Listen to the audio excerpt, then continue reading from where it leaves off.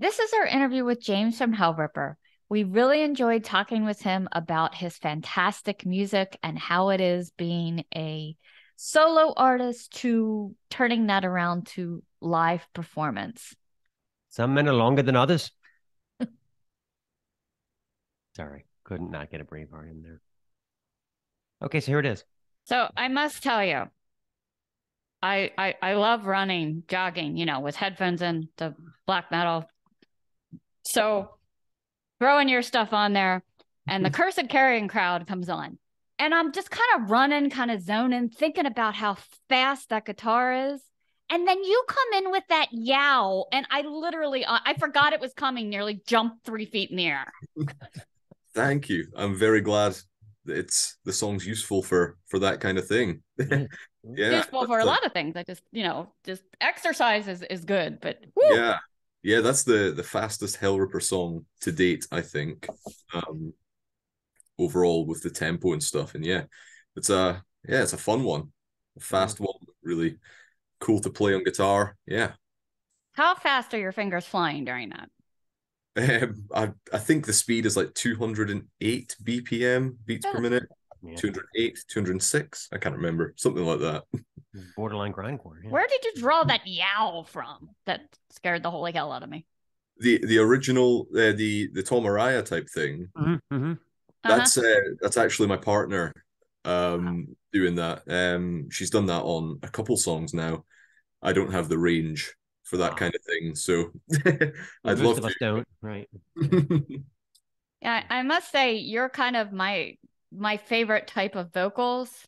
Like we were just at Obituary, and they kind of have a similar style where it's growly, but I can understand what you're saying, especially, when I wasn't quite sure, but you can hear you with the 666 and the witch. It's like actually like first listen through. I don't have to be like, oh, let me look up the lyrics, So was that styled after anyone in particular, or? Not really. I'm influenced by a lot of different vocalists, but I do try and make myself as understandable as possible. But yeah, loads of people, Obituary, even stuff, Cannibal Corpse, Corpse Grinder, Trevor from Black Dahlia, Tom Araya, just kind of almost anything early Creator, anything from the extreme metal style. I've tried to draw a little bit of influence, but mostly with vocals, it's kind of just what comes out, really. It's just kind of like my natural way of doing extreme vocals. And I think I've improved over the years, just kind of developing some sort of my own technique. I couldn't tell you what I'm doing, but it seems to have kind of, in my ears at least, it's improved over the years, and I'm able to do some more things and be a bit more versatile. There's a lot more death metal vocals, influenced by Corpse Grinder and all that kind of stuff. Michael from Opeth. On this album especially, there's a lot more of the death metal type thing. There's some like shouted vocals, like Kronos type stuff. At some points there was like I was influenced by Kvost from the band Code, Grave Pleasures, Beast Milk. But on one of the Code albums, the second Code album, there's a song, it's style in general, but there's a song called Smother the Crones, which I based some parts on that kind of tortured kind of screaming.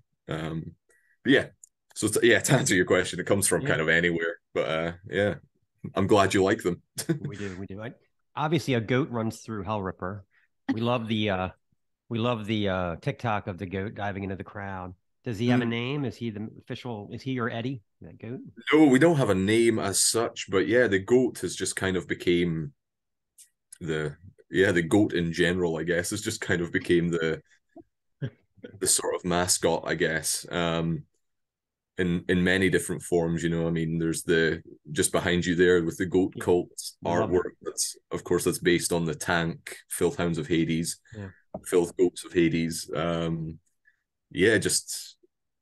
goat has just over the years become the Hellripper thing, which is great. I love it. Yeah, I love parody album covers. As soon as I saw that, I was like, "That's from Tank." Yeah, I've got a few of those. I mean, the original Hellripper Scotland, the kind of logo that I use is obviously the Motorhead England type thing, and originally, that's kind of where the goat thing kind of came from, and it was originally just supposed to be a kind of tribute parody to Motorhead design. You know, I was going to print like 50 t-shirts just as a tribute, just for fun, but it seemed to kind of stick with people. People liked it, and that became kind of the official, like the official kind of logo, I guess you could say. And I've put that design on everything now, and it's just kind of evolved from there. Cool. I like tying the two together. I mean, did you read in Lemmy's book when he took Tank on the road, him and Algie, and what happened with the wives? Did you read that? No, I have. I don't think I've actually read Lemmy's book. No. He talks about when he took Tank out, and he says it so matter of factly. He says, "I knew they were doomed because the wives came, and if you bring the wives out, that's a rookie move, because after every show, the wives are like, you know, the whole band wouldn't be the same without you. You're not getting enough money. You're not getting enough attention." And of course, it fell apart. So. I would have loved to be at that tour. I've had a few people tell me that they saw that tour, the Motorhead and Tank, in my hometown Aberdeen. People said that was a great show, and I would have loved to have been there. Two of my favorite, especially Tank are one of my all-time favorites. Motorhead, of course, as well, but Tank is just, I love Tank. It's funny you said Aberdeen. He used to live in Aberdeen, but this Aberdeen, we have one here in Maryland. I think it was a knockoff of yours, actually. I think yours came first. Yes, I think so. So let me ask you first of all, that the title, Warlocks Grim and Weathered Hags, shouldn't it be Warlocks Grim and Hags Withered? Shouldn't it be, like, how did you put those words together in that order? Is that? So it's a quote from, or it's a line from a Robert Burns poem. Okay. So the poem Address to the Devil, which the title track is based on, Warlocks Grim and Withered Hags. Okay. That is a line from that poem, and that line just kind of stuck with me, especially for an album title. I think it rolls off the tongue, kind of the rhythm of the title, and I don't know, the imagery it conjures. I think it's a cool title, a little bit different as well, I guess. It comes from a Burns poem. What is a Nucklevy? The Nucklevy, that is a horse-like demon creature, based on Orcadian folklore. So it's a horse-like demon, giant, grotesque, malformed, with the kind of a rider on its back. Kind of, it's a rider attached to the torso, but with big limbs and contorting head, and it just kind of causes death and plague and all sorts of metal stuff, stuff that fit the Hellripper kind of aesthetic, but while also relating it to the Scottish theme, which I did with this album. Very metal story topic. I knew we were interviewing you. I could have Googled it, but I thought, no, I want to ask him. I want to hear him explain it. So, I love how you end that song with "The Nucklevy." Yeah, it's like bam, it just sticks in your head. I was like, all right, I must know more about this. So, are these like stories that you kind of grew up with, or that you came across? Yeah, kind of a mixture. A few of them I was kind of aware of, and I knew the basics and new stories and things like that. But some of them I did kind of discover while just I moved up to the Highlands, the Scottish Highlands, just at the start of the writing process. And it kind of inspired me, just being kind of surrounded by the landscapes and all of that kind of stuff. just kind of inspired me to look deeper into kind of the darker side of Scottish history and folklore and stories and all of that kind of stuff, just out of interest, kind of. And I thought maybe I could get a couple of song topics or ideas and things like that. But after reading everything and learning about loads of stuff, and even looking deeper into the stuff that I already knew about, there was just so much that I could explore, that I decided that this album would revolve around Scotland in general as a theme. Of course, it has to fit the aesthetic that I want to go for with Hellripper. So it's got to be, the darker side. So you've got, like you say, the Knuckle of V, like these creatures, kind of evil creatures, the Stoorworm, things relating to the devil in Scotland. So all that kind of stuff. It's not.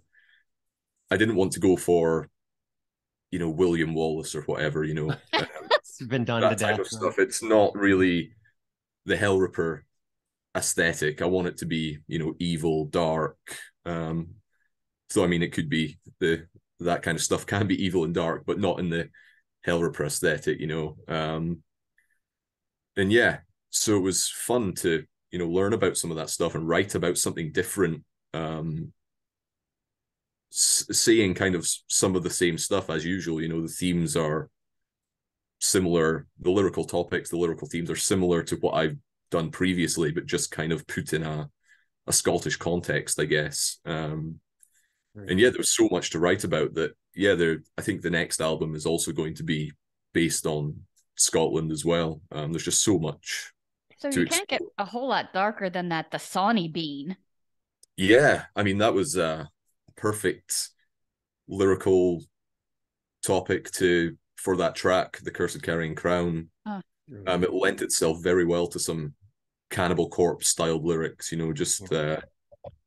yeah, that was the main influence for that lyrically. Yeah, a cannibal clan that lives in a cave and just captures, tortures, eats people. It's very, very Cannibal Corpse and very. I hadn't heard of that one until I kind of was diving in. I was like, wow, that's dark. Yeah. I love it. Yeah, I think it's kind of inspired things like The Hills Have Eyes and things like that.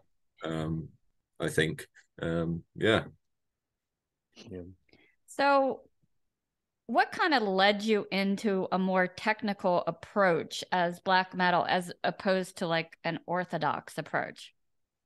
I don't really think about it, to be honest. It's just what happens when I'm writing. I guess I've always been influenced by the more thrashier bands rather than, I guess, like black metal. Of course, I want to mix the two, and a lot of songs, are quite simple, I guess. Especially, I guess, the earlier Hellripper material was more based on like metal punk, first wave of black metal, Motorhead, Venom, Tank, anything metal punk, first wave black metal, all that kind of stuff. But yeah, I've always been influenced by Metallica, Megadeth, Annihilator, Artillery, Slayer, and I guess just kind of my influences kind of is this time around. I guess I was just more inclined to write more technical riffs, a bit more tried to be a bit more varied this time around. I was influenced by a lot of like non-metal things as well this time. I tried to limit myself less and kind of just bring in all sorts of influences that that I wouldn't usually incorporate in Hellripper. So stuff like, the Beatles, Manic Street Preachers, Nirvana, Alice in Chains, Typo Negative, and stuff like Agalloch, things like that. And I guess, just I didn't really think about it, to be honest. It's just kind of what happens. And yeah, if a song is good, then a song is good no matter what to me. If the song has one riff and it's like 3 chords, the Ramones, if a song sounds like that and it's good, perfect. If a song has 20 different parts and is proggy or whatever you would call it, then that's also equally valid as long as the track is good to me. Yeah, like me and some of my friends were talking about the other day. To Whom the Bell Tolls is a bass line and two riffs. That's it. Yeah. Brilliant lyric, and it's like it's such a simple song, but it's so potent and so ahead of its time, Yeah, such a yeah, yeah. And on that same album, you have something like Ride the Lightning, which is a bit more complex, and Yeah. yeah, both equally amazing songs. And yeah, and even if you go back, yeah, just going back, Whiplash is like what, 3 riffs or 4 riffs, but mainly just a variation. And then to Enter Sandman, which is almost like one or two, like kind of it's all based around one riff. So yeah, anything is Yeah, it anything doesn't have to goes. be. It doesn't have to be 30 different riffs in one song. Yeah, it doesn't have to be like that. Yeah. Well, Yeah, obviously, being a one-man recording, how many instruments can you actually play? Good question. just that, just the stuff really. I mean, I'd love to just the stuff that's on the Hellripper kind of thing. I'm more guitar is my focus. Guitar is my instrument and how I write everything for the most part, and what I play on, every day. It's what I practice. Yeah, I'd love to learn to play more, but it's just I remember how bad I was at guitar and how long it took me to get to a decent level, and then to get to a level that I would feel comfortable recording at.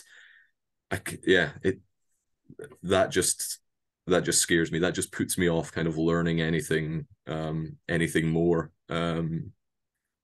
But yeah, I'd love to. It's just, yeah, I'd rather work on songwriting and things. And the good thing is that I can, if I want to write for something else, write for another instrument or whatever, it's all relatively similar. If you can write the music for it, you can just kind of, I can hire a session musician or something to play that on a recording, which kind of seems to be the way that I would prefer right now. Instead of learning, I don't know, yeah, bagpipes, for example, on this album. I don't have the patience for starting learning bagpipes, and I don't think my street or my neighbors would be too pleased.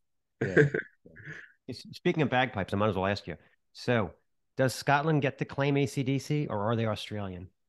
I think we can go for both. Okay. I mean, three were born in Scotland, but lived in Australia for however long.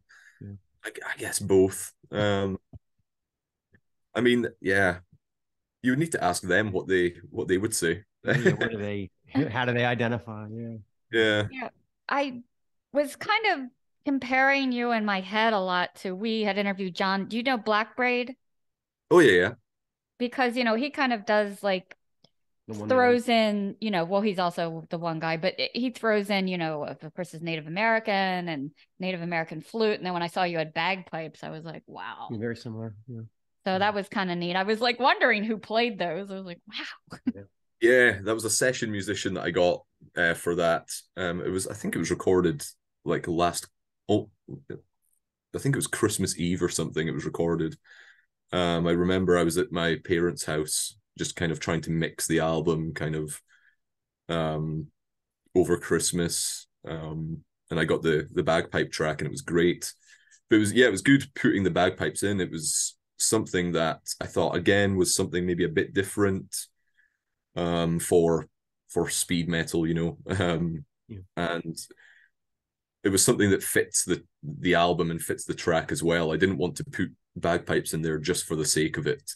So the lyrical theme being Scotland and the track being kind of a Bathory influenced kind of epic, for lack of a better word, track. I thought the bagpipes would go in well there without sounding out of place or sounding obnoxious or. No, it sounds great. Yeah. Very well with the theme. Yeah. Yeah, I like the way your guitars kind of go from this melodic bit and then they kind of hit this chuggy riff at times. Is there a rhyme or reason why you put things where, or just how you think it should sound? Yeah, just how I think it should sound. Yeah, I have about there's like 20 versions of each song that I write, you know, just with different parts. Like sometimes the riff that will sometimes riffs don't make the song that, you know, I just delete them and keep them for something else. And sometimes the chorus of a track becomes like a bridge part that just gets repeated once or something like that, you know. It's it's difficult to, when writing, it's difficult but important not to get like too attached to how things are like originally. You know, if you have an idea like, oh, I love this riff so much, it has to be the main riff, it has to be the chorus, but it may not work like that. You know, it may work best just kind of at the end for 10 seconds or something like that. So yeah, whatever serves the song the best is what I try to do. So yeah, I do a lot of kind of changing riffs about and changing parts and adding, subtracting, because I try and not have things overstay their welcome as well. You know, I don't want there to be kind of any wasted space in a track. If a track has kind of 10 seconds that are unnecessary, then I can get rid of that. You know, I want it to be kind of, even if the track is like a 9-minute long song, I still feel like each part is necessary. And so yeah, the writing is fun for me. I like the kind of experimenting and just trying different things, especially over the years that I've improved my ability as both a both on my instruments and on and while recording, you know, mixing and all that kind of stuff. Because yeah, the production side is also a big part of it as well. You know, just learning how to make more guitars sit in the mix better. You know, layering guitars, layering vocals, different speakers, you know, having things happen, different speakers, more effects to give more atmosphere, things like that. It's really fun for me. That's why I like to do everything myself as well, just because I enjoy the whole process. And I was going to ask you, it seems like, I mean, going back when Burzum first came out and the idea of, oh my God, he plays all the instruments himself was just so mind-blowing. But now there are so many bands doing that, like what you're doing, like the guy from France, Isaac Cholahem, just cranking out so many one man and quality black metal. And then of course we talked about Black Braid. We were just introduced to a band called from Mumbai called Demon Stealer. oh yeah, and, he's a one man. Why do you think it's becoming? We're seeing more and more of that. Why? I think just because of technology, really. I think for me at least, it was easy just to kind of use a laptop. There's no costs involved really. You know, you don't need to hire out a studio. Yeah. You don't need to hire session musicians. You don't need to hire anyone to mix things. Now the technology is relatively easy to use and all of that. So it's, yeah, for me at least, it was just, yeah, I can do everything on my laptop here at home. There's no, yeah, I use very minimal gear, you know. I don't, it doesn't really cost much to produce an album at home, and I think you can still get good results by doing it yourself as well if you put the time into it. And yeah, I just think it's fun to do it like that for me as well. It's a lot less arguing with yourself too, you know. Well, you would think. Yeah, that's also part of it. Yeah, there's so much. I mean, there's the advantages and disadvantages, you know, but I think I prefer working this way just because, yeah, like you say, no kind of compromising on the musical, the music. But I guess the disadvantage to that is also like you don't have other input that could give you a better result. But are there people that you play stuff for and say, what do you think of this? Or is it just strictly off what, like, who's your sounding board when you're trying? It's usually my partner. She's usually getting everything I write. You know, I'm like, oh, I've came up with this part. What do you think? And then I also send it to the guys that I have in the live band as well. And I've got the Peaceville as well, the label. I occasionally send stuff to them. So just people that I can, trust for like honest opinions, because sometimes you send stuff and people, don't want to hurt your feelings or whatever. So they're like, oh yeah, it's amazing, it's the best thing ever. And you're all pleased with yourself, and then it's horrible just because, so it's good to get people that you can trust to kind of give you honest feedback and whatever can help me make the best music possible is what I want. Yeah. What was it like when you were going from all right, so you created everything yourself to start off with, and then you had to put a band together. What was that like? That couldn't have been easy. Yeah, how did it translate over? Yeah. It was actually relatively easy at the start. I'd never intended to play live, so I didn't really put any effort into, looking for other people. But just by chance, I was at a show, a local show, watching some band, and I was introduced to a guy, Callum, who played drums in a few death metal bands in Aberdeen, and he was looking to kind of get stuff going again. So he said he was interested, and I got a couple of my friends in to play bass and guitar, and it just kind of went from there. It was relatively easy. And over the years, the lineup has changed a little bit live. But it's been a lot easier than I imagined it would be, because the whole reason I started as a solo project is because I didn't know anyone. I didn't know anyone in the scene. I wasn't really involved in my scene at that point. I was, and I didn't know anyone that was into similar music. So yeah, I thought, yeah, let's do everything myself. I'll learn how to do things myself, and let's see what will happen. A few of my favorites do that, Midnight, Toxic Holocaust, Joe Grind, Bathory, even Dark Throne are just two people. So I was like, yeah, let's do it like that. And then over the years, it's actually been easier than I imagined to get a band together. And for the most part, it's just kind of friends of mine that have been in the band.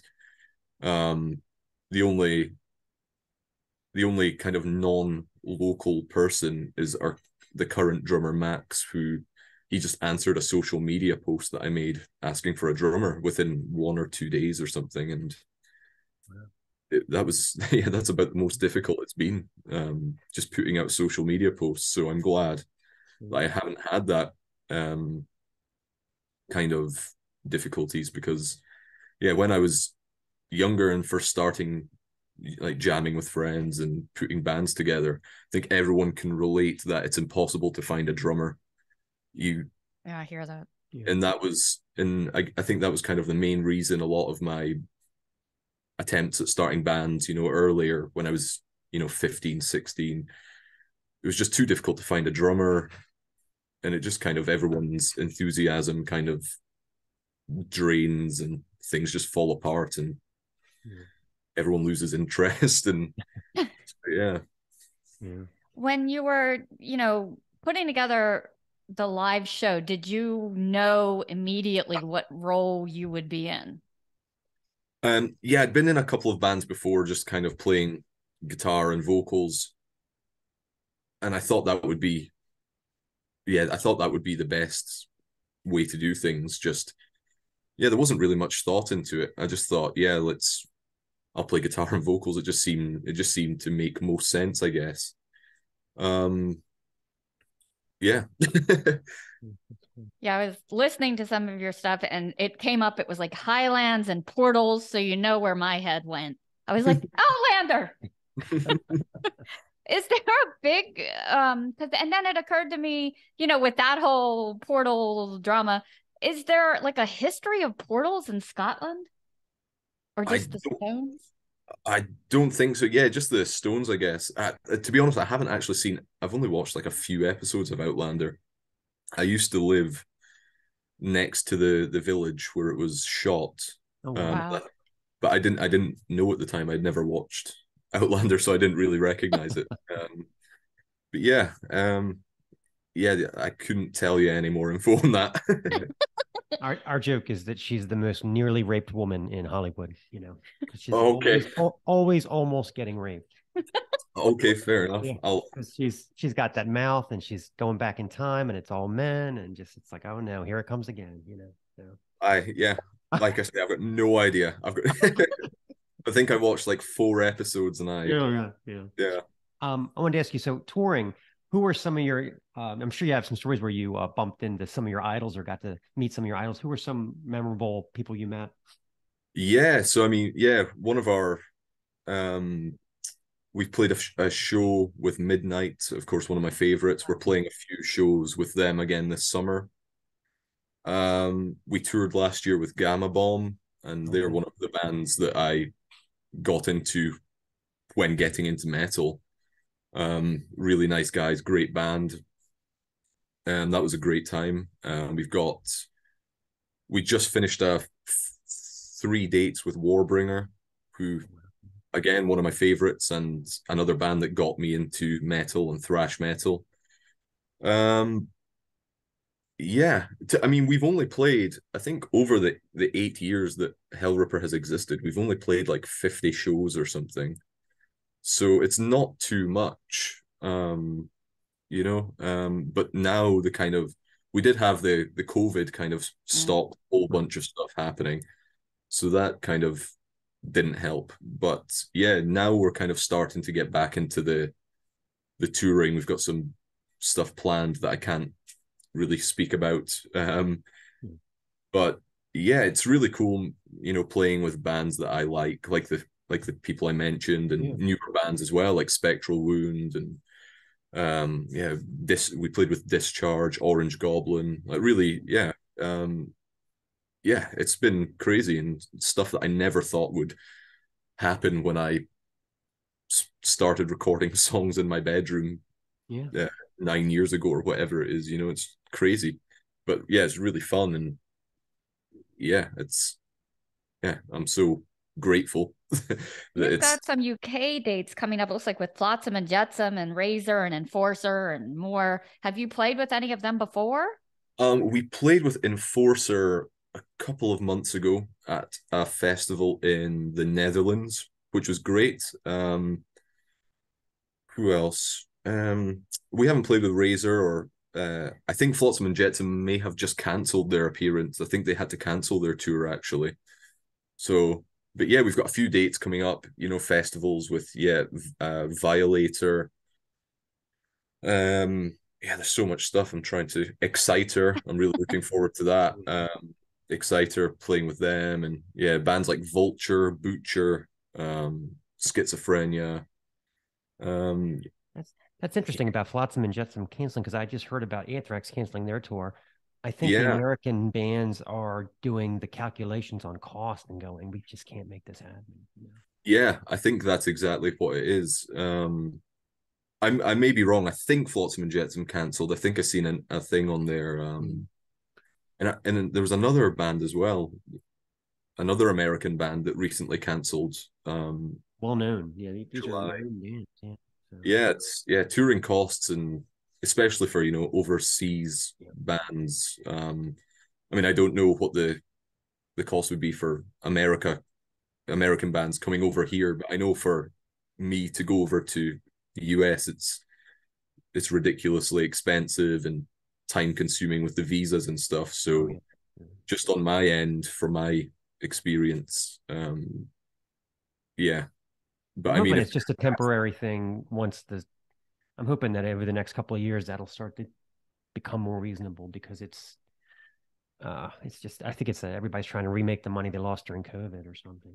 I think that's basically it. Everyone's trying to tour at the same time, so um, there's like less availability with buses and shows in general. Yeah. Things are booked already. Staff, both.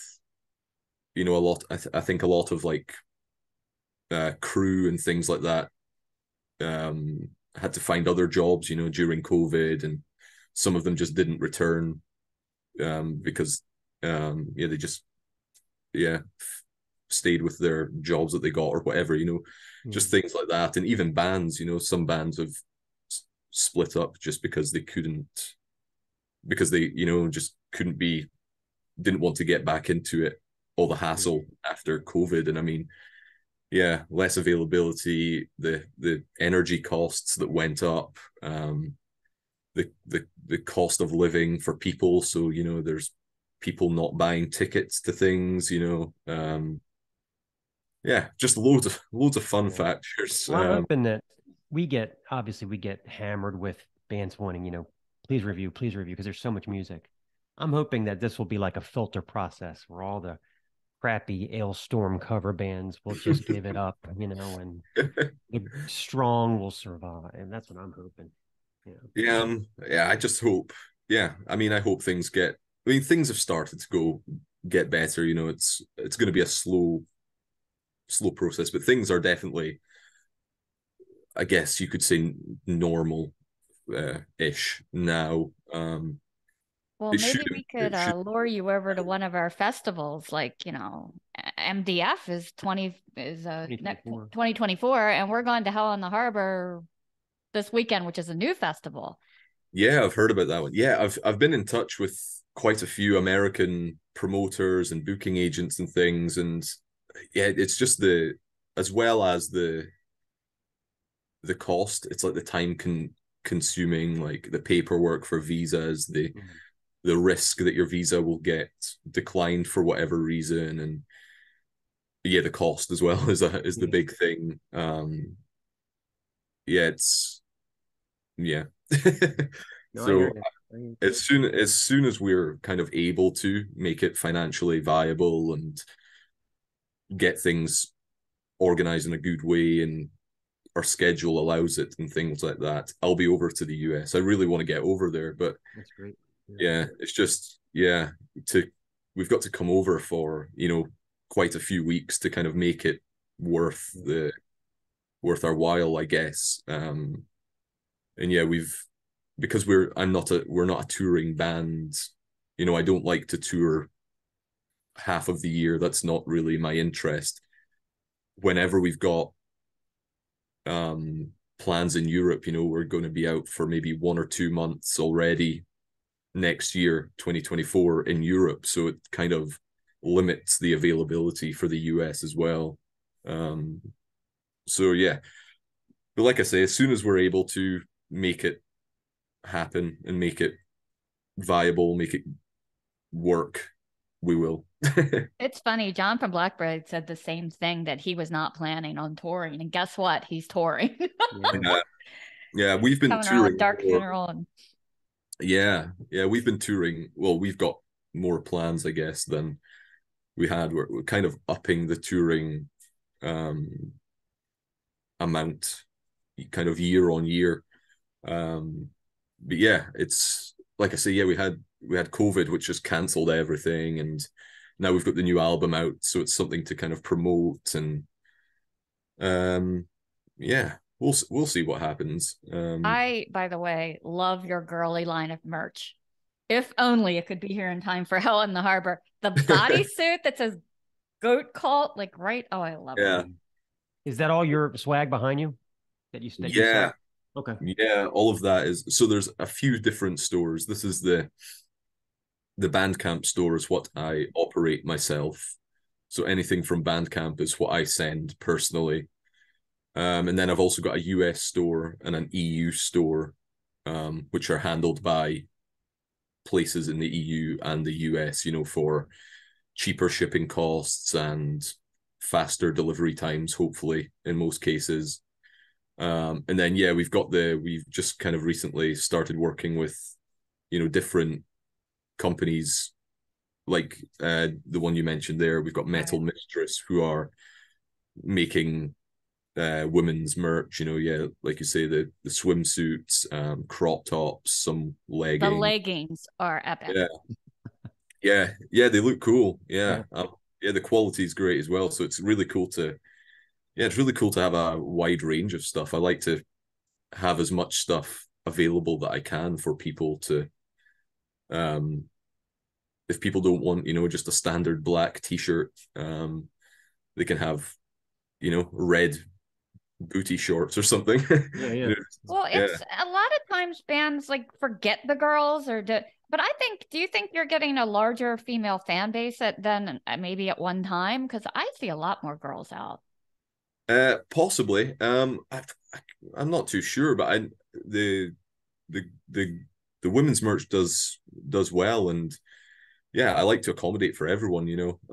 Just from like speaking to people, like my partner and other girls, it's this they've said like there's a lot of bands don't offer women's merch, They or don't. sometimes the women's merch is more expensive for whatever reason. I'm not too sure. And it kind of stops a lot of women buying merch that they would like. So I like to try and be accommodating to anyone that wants to wear Hellripper merch or want to be that is a fan of the music. I'd rather have something for everyone. Totally.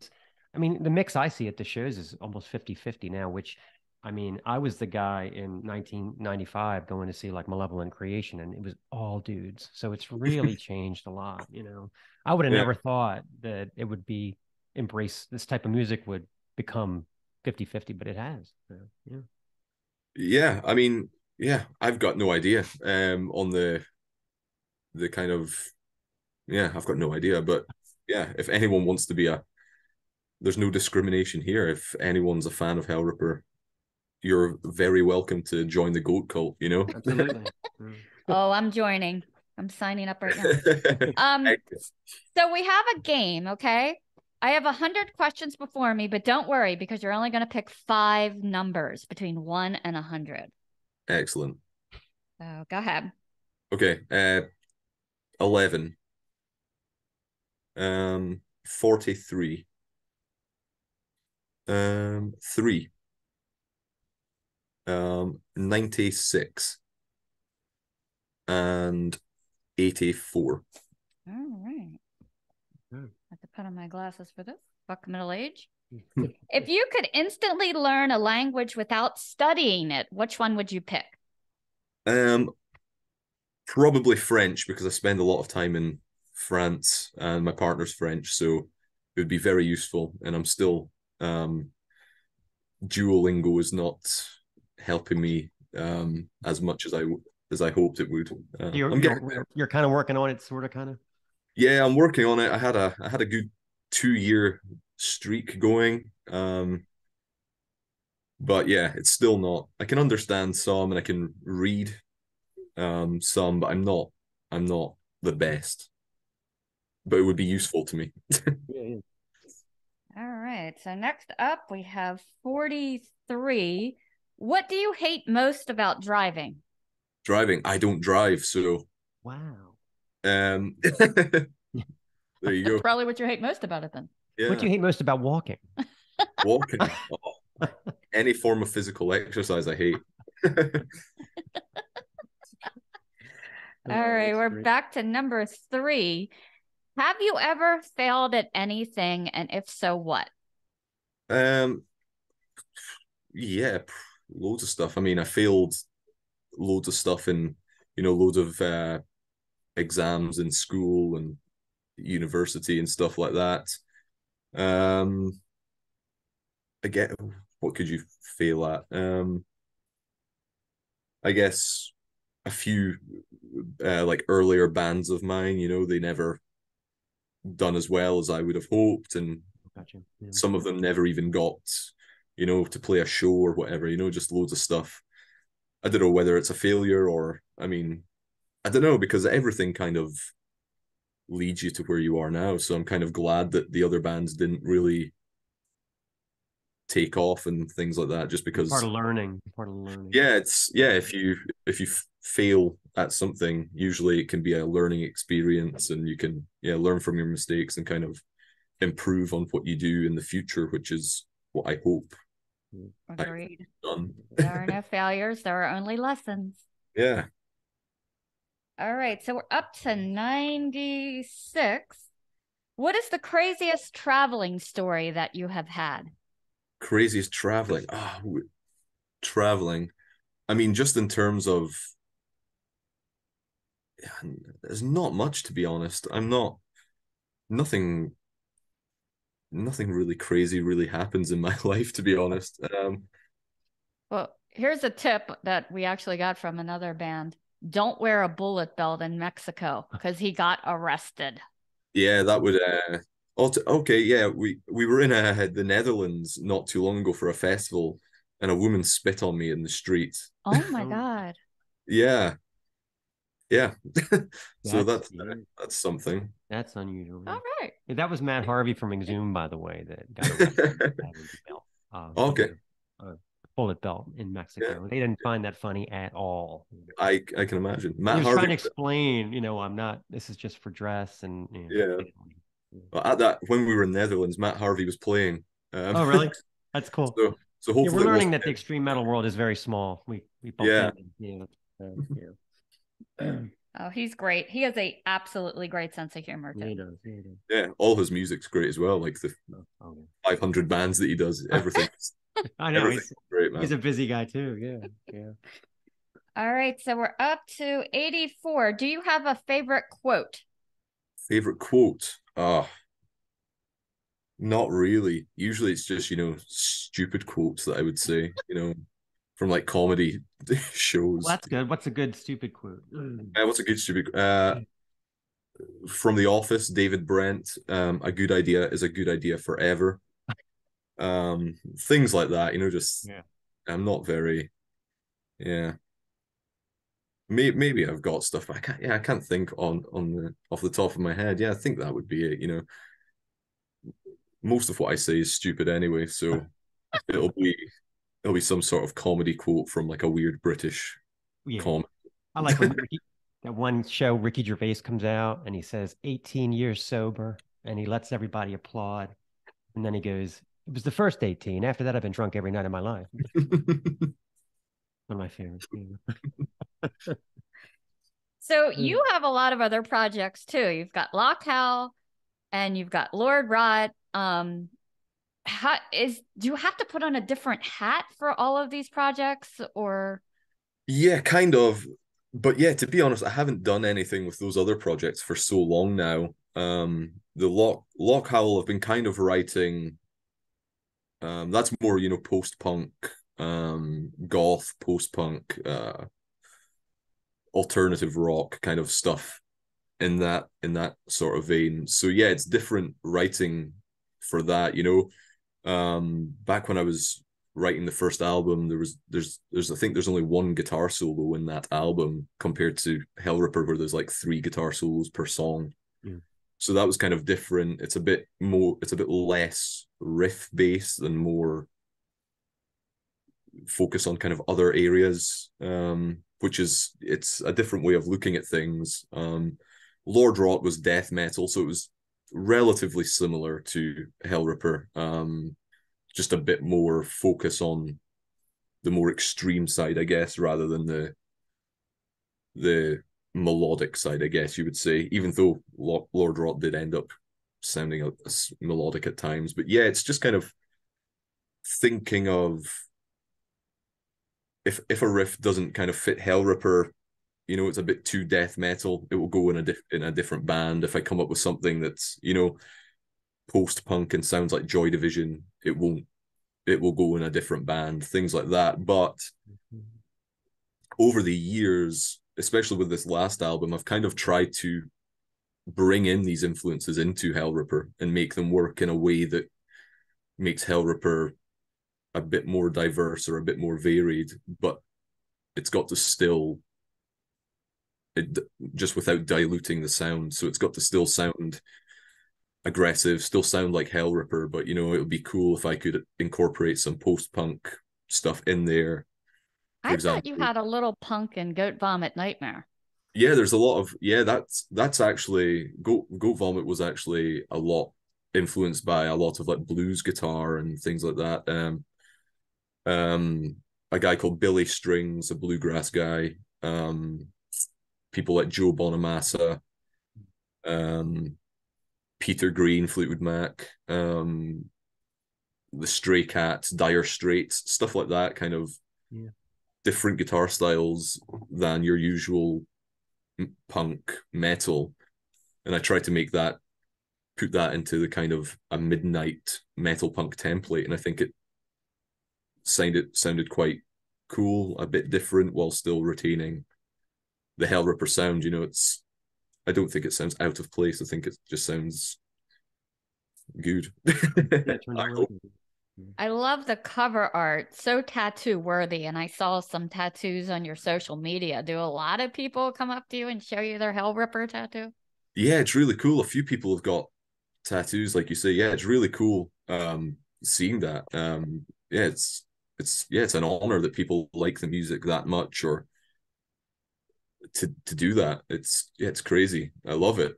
And yeah, the Goat Cult are the best fans ever. Like, they support me so much. They're the best. Just, they help me do what I do, and I'm very grateful for their dedication and their support, and their help as well. I'm often asking for opinions on what people would like, and what people would like to see, for example, merch, or maybe a set list, or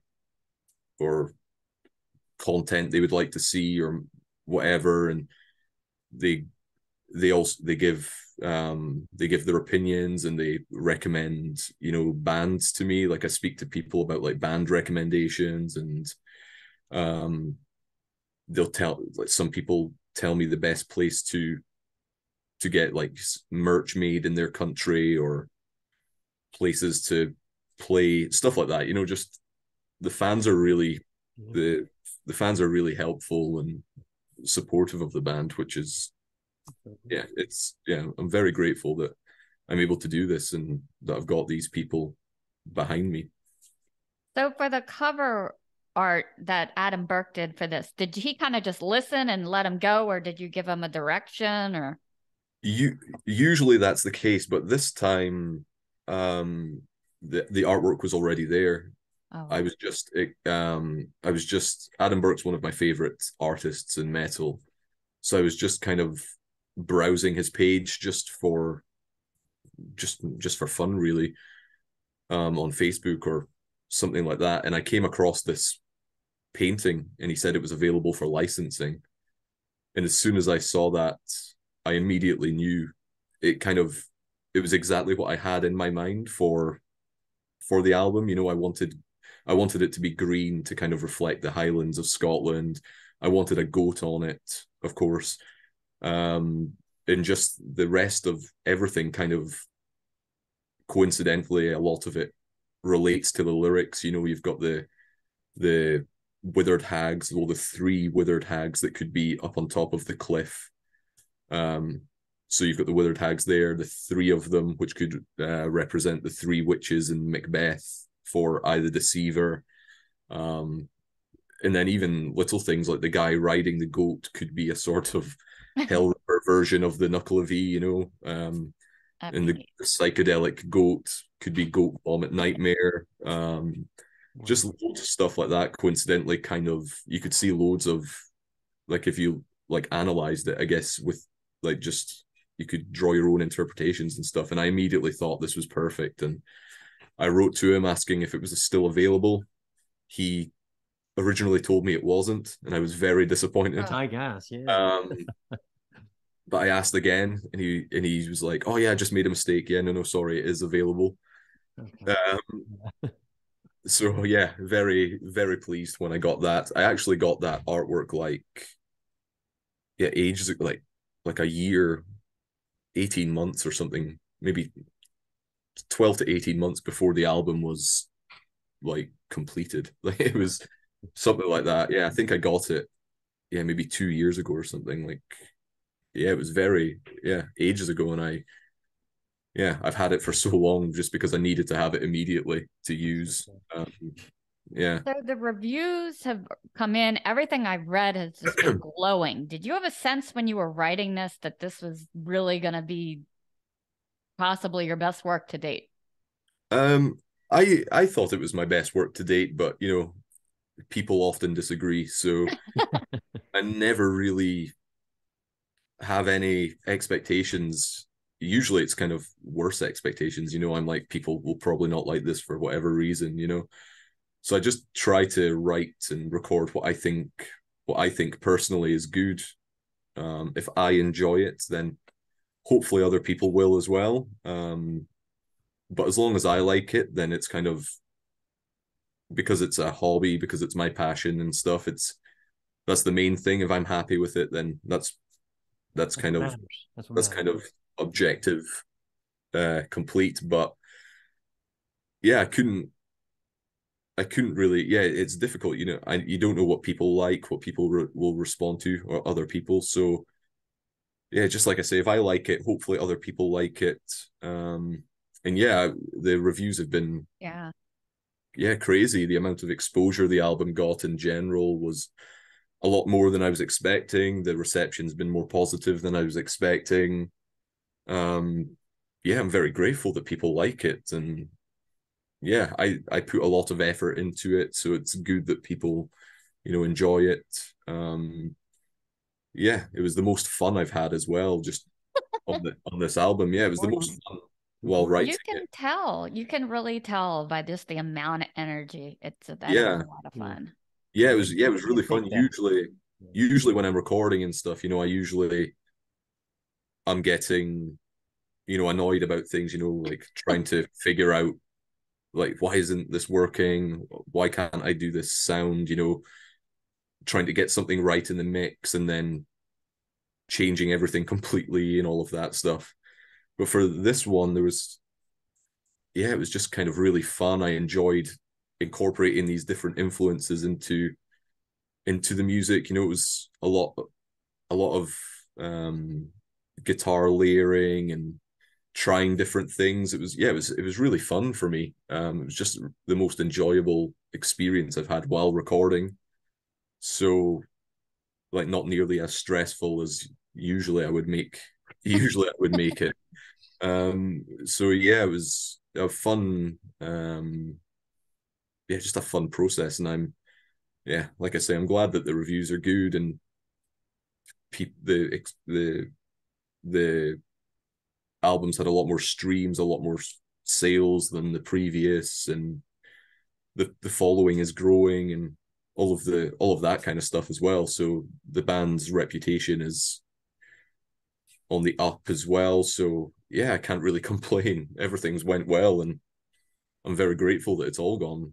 So what's on your Spotify playlist these days? What kind of stuff you've been into lately? I'll need to check. I've been listening to this new band, I think they're new, called October Drift, who are kind of grunge type thing from the UK. I've also been listening to a lot of Watain, Agalok. Let's check. I'm gonna check. I always like to look to see what I have on repeat. Yeah, I'm so bad at coming up with things off the top of my head that, like, I'll forget the most basic thing. I hope I don't need to sign in. Let's see. Apologies for this being boring. Okay, yeah. So the new Grave Pleasures was really cool. The new tracks from the band Cloak. They're really cool, kind of Watain Tribulation mix. Really cool. I've listened to a lot of Steelwing, Annihilator, and Blue Oyster Cult. Oh, look at that. Interesting. So that's what's just coming up on, like, my main page right now, that I've been listening to, and loads of, you know, other stuff: Metallica, Megadeth, Opeth, my usual kind of Toxic Holocaust. My brother will call me up and he'll just get me all charged up about Metallica. He'll be like, "Tell me a weak track on Injustice for All," and I'll be like, and we'll argue. And by the time I get done talking to him, I'm like, I gotta put Metallica on. Like, he's got me all charged up. You know. Yeah. What do you think of their new stuff? I quite like it. There's a few songs that I really liked. I wish it's a bit mid-paced in general, I think. And I think most of the songs could have probably been shortened by about 2 minutes or something. Lots of repetition. Yeah, but for the most part, like, the choruses, I think, are great. I think Hetfield's vocals are probably the best they've been in 20 odd years. Yeah, I think it's a good album in overall. But I like almost all Metallica. You know, I'm a big fan of Load, Reload, Death Magnetic. Yeah.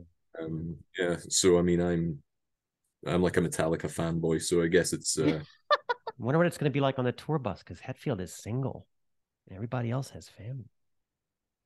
I mean, he's divorced, so they're probably flying in everywhere. I mean, they only do like the 2 shows, and right, and then they fly back out.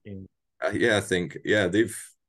I wish I could do that. You know, just 2 shows and then go back home for however long. Yeah, but yeah, their shows have been looking good from what I've seen online. I think they're playing tonight or yesterday or something in Paris. Yeah. Well, this was great. Yeah, we hope at some point to see you over here. We'll go out for a pint after. It'll be great. It'll be great. Yeah.